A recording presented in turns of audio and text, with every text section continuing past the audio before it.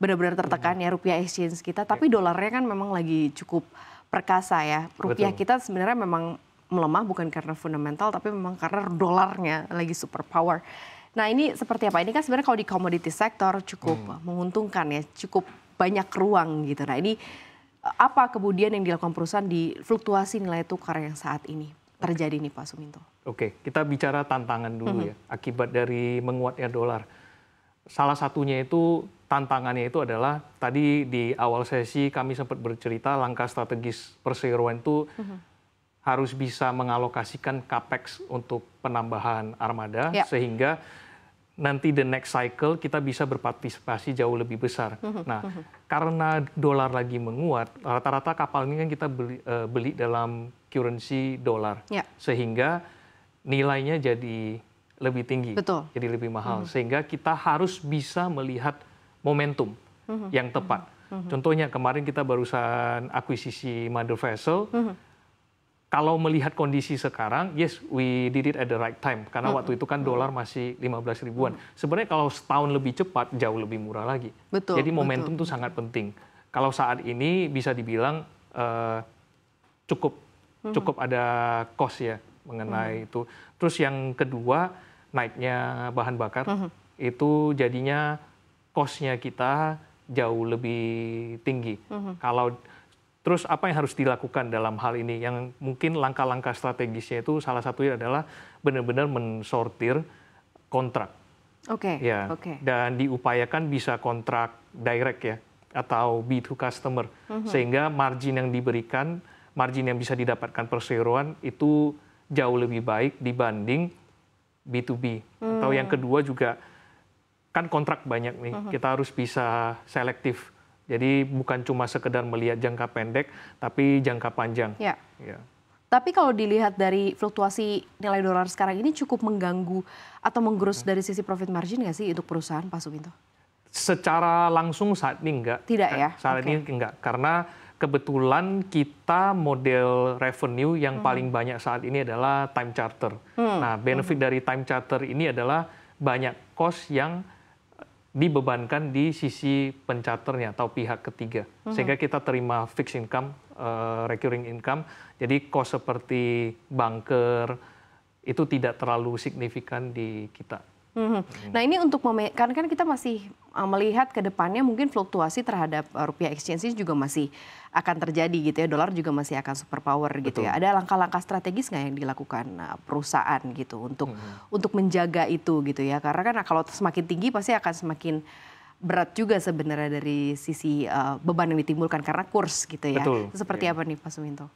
Balik lagi, strategi yang bisa kita lakukan itu adalah momentum. Contohnya, jika perseroan atau perusahaan kita bicara secara global dulu ya, jika perusahaan-perusahaan yang sudah mengalokasikan capex atau pengembangan di mana transaksi itu sangat berpengaruh terhadap US exchange atau dalam USD, mungkin bisa dikaji ulang momentum yang tepat itu kapan untuk mereduce dampak secara langsung dari sedang tinggi-tingginya USD terhadap IDR saat ini.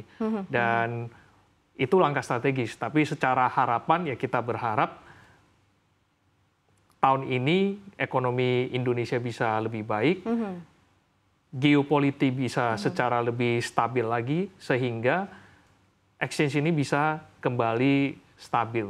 Sehingga kita juga bisa pengusaha lebih bisa fokus kepada pengembangan. Kalau di sini ini kita masuk, pasti saya percaya banyak yang lagi wait and see. Wait and see dari fluktuasi harga dolar, wait and see dari kondisi geopolitik, belum lagi kondisi geopolitik bertubi-tubi. Dari awal tahun sampai sekarang, berapa banyak kejadian yang sudah efek ke perekonomian bukan cuma Indonesia, tapi secara skala global. Nah kalau fokusnya dari sisi bisnis CBRE sendiri ada pergeseran nggak? Kalau dilihat dari sisi sekarang kan, ya dibilang mungkin batubara sedang ber-up and down gitu ya, atau masanya sudah selesai, ada yang mengatakan begitu ya. Ada mungkin nanti akan bergeser ke energi yang jauh lebih green gitu ya. Jadi akan selesai si fossil energy ini. Apakah kemudian ada mineral lain atau mungkin ada rencana untuk memperluas fokus bisnis yang lain dari CBRE, Pak Suminto? mungkin fokus kita jika berganti dan berubah secara signifikan mungkin belum, tapi portofolio kita diversifikasi itu sudah kita lakukan.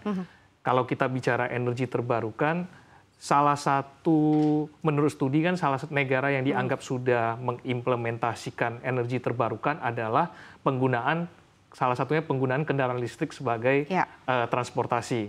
Nah, untuk kendaraan listrik itu bisa sampai produksi, bahan bakunya semua ada di Indonesia, di mana sekarang lagi heboh di Sulawesi.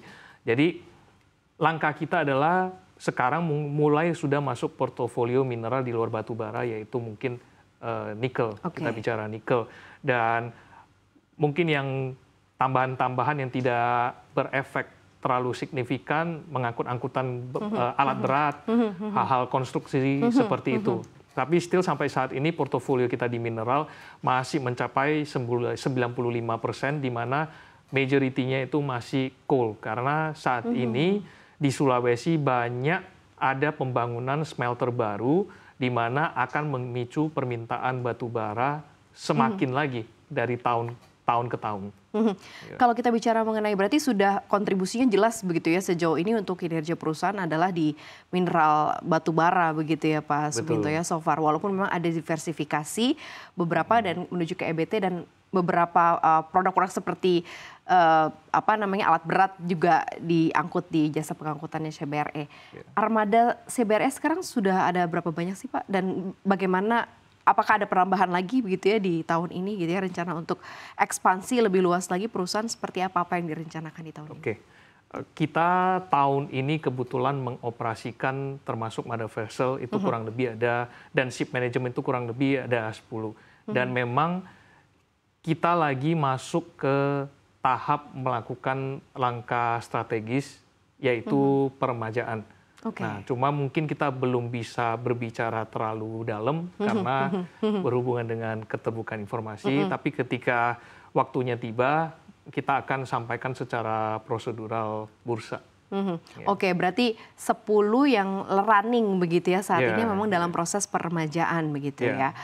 Ini sebenarnya udah lumayan cukup besar gitu ya, walaupun belum besar sekali, tapi maksudnya dari sisi kepemilikannya sudah lumayan besar lah. Gitu sebenarnya masih kecil, tapi kita sedang bertumbuh. Ya, itu sedang yang bertumbuh penting. Itu posisinya ya. Yang penting kita punya rencana untuk pengembangan, yang penting kita tahu arahnya bagaimana.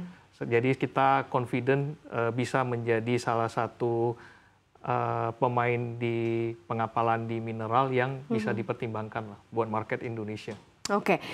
Seperti apa sih kondisi saat ini yang tantangan-tantangan khususnya yang berkaitan dengan geopolitik gitu ya, krisis, kemudian hal-hal yang sifatnya mungkin global, eksternal, tapi memang cukup akan mengganggu jasa pengkapalan secara keseluruhannya Pak Suminto. Apa yang terlihat begitu? Apa mungkin Anda melihat bahwa sebenarnya so far di Indonesia ini ya untuk industri jasa pengkapalan tuh running well kok so far gitu ya sejauh ini yang Anda lihat sebagai pelaku usaha di situ?